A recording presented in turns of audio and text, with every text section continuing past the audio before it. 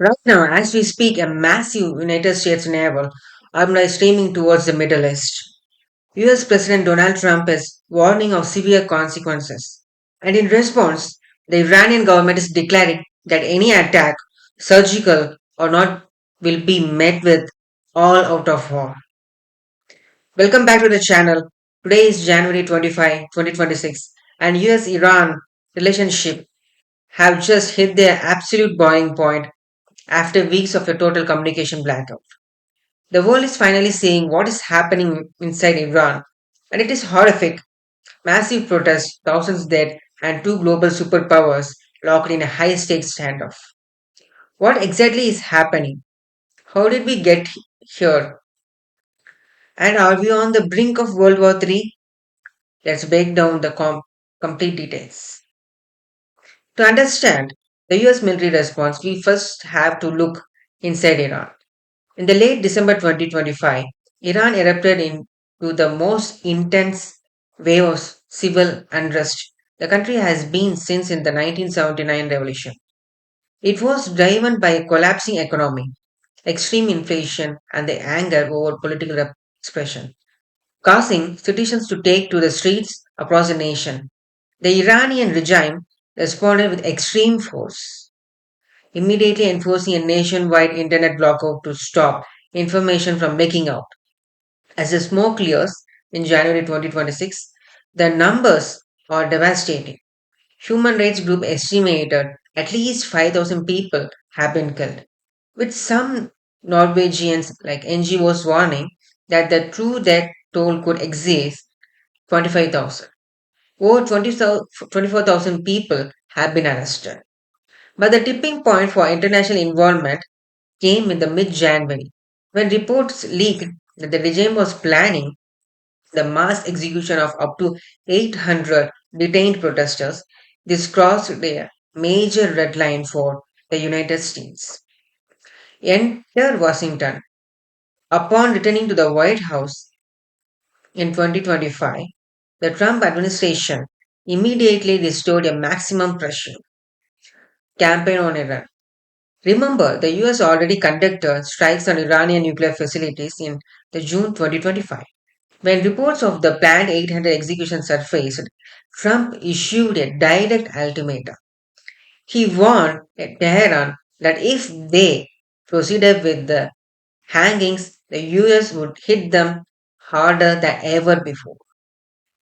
He even openly called for regime change, stating Supreme Leader Ayatollah Ali Khamenei was a sick man and that it was time to look for new leadership in Iran.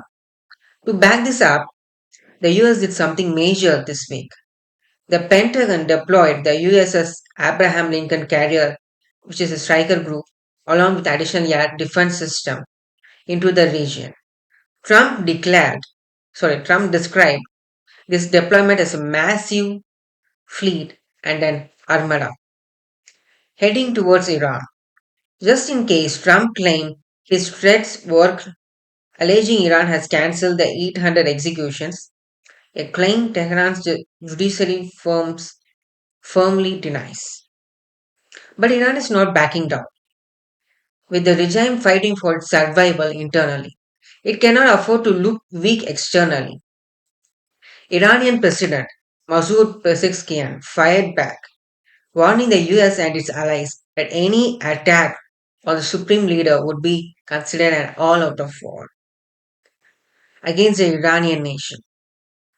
Just yesterday, on January 24, the commander of the Islamic Revolutionary Guard Corps, General Mohammad Pak- Pakpor, said Iranian forces are on high alert, with their finger on the trigger, waiting for orders from Khamenei. Iran has made it clear if the US launches even a limited surgical strike, Iran will not fall back. They have threatened to target US military bases across the Middle East, specifically in neighboring countries like Saudi Arabia, the UAE, and Qatar, and to disrupt global oil supplies by blocking the Strait of Hormuz. This standoff has the entire Middle East panicking. Oil markets are jittering, and global shipping routes are on high alert. Behind the scenes, the US allies are actually urging Washington to pump the brakes. Israeli Prime Minister Benjamin Netanyahu reportedly asked Trump to postpone strikes so Israel can position in its missiles defenses for the inevitable Iranian retaliation. Meanwhile, Saudi Arabia and UAE are terrified that if the Iranian regime collapses, it will lead to a failed state scenario and putting advanced weapons into the hands of terror group and destabilizing the whole Gulf. In Europe, the major airlines like KLM and Air France have already suspended flights over the region, bracing for conflicts. So where do we go from here? As of January 25, 2026, we are at a stalemate. The US Armada is in position. Iran is heavily dug in fighting a domestic uprising.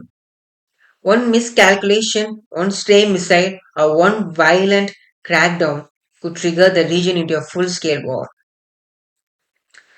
Will the regime in Tehran collapse from within? Will Trump pull the trigger on a military strike?